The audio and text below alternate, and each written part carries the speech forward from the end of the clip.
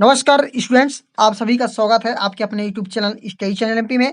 और चलिए आज मैं इस वीडियो में आपको बताऊंगा कि गद्य की विधाएं, जो कि एग्जाम में पूछा जाता है कि निम्नलिखित में से गद्य की विधाएं कौन सी नहीं है या कौन सी हैं। ऐसा ऑब्जेक्टिव टाइप में भी पूछा जा सकता है और आपको जानना भी जरूरी है।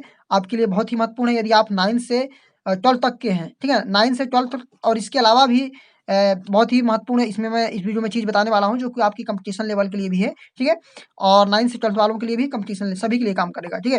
तो देखिए गद्य पहले हम जानेंगे किसे कहते हैं। तो गद्य वाक्यबद्ध विचारात्मक रचना होती है। क्या होती है गद्य? जैसे हम पढ़ते हैं ना, गद्य खंड, पद्य खंड और व्याकरण खंड। तो पहले हम गद्य खंड जानेंगे इसमें। तो गद्य क्या होता है? वाक्यबद्ध विचारात्मक रचना होता है। और गद्य की विधाएं देखिए, इसमें गद्य की मैं विधाएं आपको बताऊंगा कि गद्य की प्रमुख रूप से 2 विधाएं हैं। पहला है प्रमुख, जिसे हम मुख्य विधाएं कहते हैं, और गौड़ विधाएं, ठीक है। तो प्रमुख विधा अर्थात मुख्य विधा में कौन कौन सी होती हैं? तो कहानी होता है, उपन्यास होता है, एकांकी होता है, ठीक है, और नाटक होता है, निबंध होता है, आलोचना। ये 6 विधाएं हैं।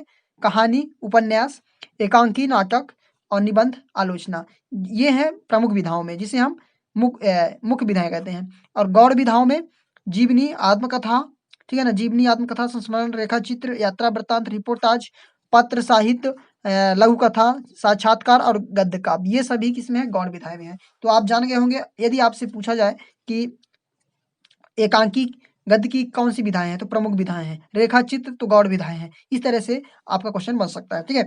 अब चलिए आगे मैं कुछ ऑब्जेक्टिव टाइप के जो क्वेश्चन पूछे जाते हैं, जो बहुत ही महत्वपूर्ण है, वन लाइन, एक लाइन वाले शब्द, एक लाइन वाले क्वेश्चन, उनको मैं आपको बताता हूँ, जो कि बहुत ही महत्वपूर्ण है, ठीक है।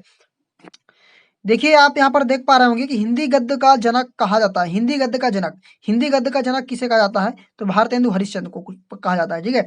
हिंदी कहानी सम्राट तो मुंशी प्रेमचंद।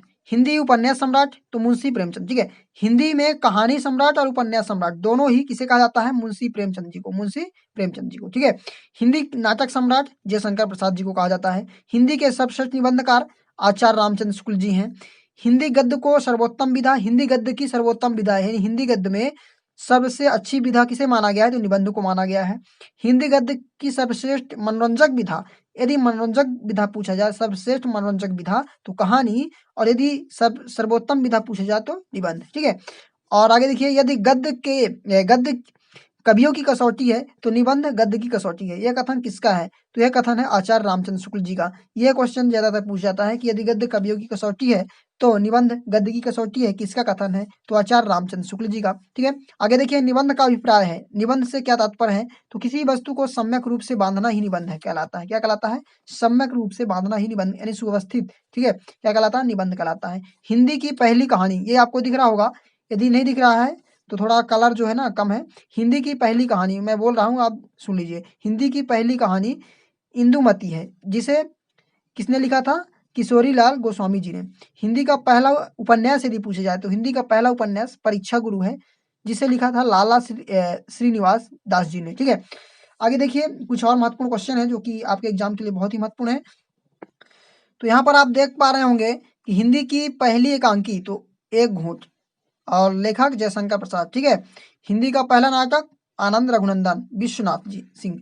हिंदी की पहली आत्मकथा तो अर्ध कथानक बनारसी दास जैन, ये है।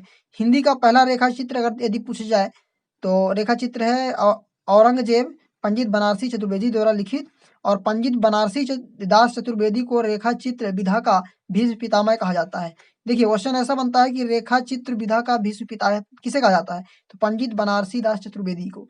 हिंदी को अंग्रेजी में स्केच भी कहते हैं, सॉरी, रेखा चित्र है यहाँ पास। तो रेखा चित्र को अंग्रेजी में क्या कहते हैं? स्केच कहते हैं। रेखा चित्र को अंग्रेजी में स्केच कहते हैं, ठीक है। हिंदी के सर्वश्रेष्ठ यात्रा व्रत लेखक तो राहुल सांकृत्यायन। घुमक्कड़ शास्त्र के लेखक राहुल सांकृत्यायन। ये भी क्वेश्चन महत्वपूर्ण है। आगे, रिपोर्टाज मूल रूप से फ्रेंच यानी फ्रांसीसी भाषा का शब्द। हाँ, ये क्वेश्चन ज्यादातर पूछा जाता है कि रिपोर्टाज, रिपोर्टाज किस भाषा का शब्द है? तो फ्रांसीसी अर्थात फ्रेंच भाषा का शब्द है, ठीक है। रिपोर्टाज विधा के पहले लेखक कौन है? तो शिवदान सिंह चौहान। लघु कथा के जन्मदाता कौन है? जगदीश चंद्र मिश्र। हिंदी के पहले गद्य काव्य लेखक राय कृष्ण दास, ठीक है। तो ये रहे कुछ महत्वपूर्ण क्वेश्चन, ठीक है। तो आज की इस वीडियो में इतना ही, फिर मैं मिलता हूँ और जितने भी कहानी उपन्यास में अंतर है ना, नाटक एकांकी में अंतर, जितने भी अंतर हैं और जितने भी क्वेश्चन महत्वपूर्ण है मैं आपको करा दूंगा। ठीक है, आपको टेंशन लेने की जरूरत नहीं है। और यदि आप हम नए हैं तो हमारे चैनल को सब्सक्राइब कर बेल आइकन प्रेस कर लीजिएगा, ताकि लेटेस्ट वीडियो का नोटिफिकेशन जैसे ही मैं वीडियो डालूंगा तो आपको सर्वप्रथम नोटिफिकेशन मिल जाएगा। ठीक है, और अच्छा लगा हो तो लाइक कर दीजिएगा, दोस्तों के साथ शेयर कर दीजिएगा। इसी के साथ जय हिंद, वंदे मातरम।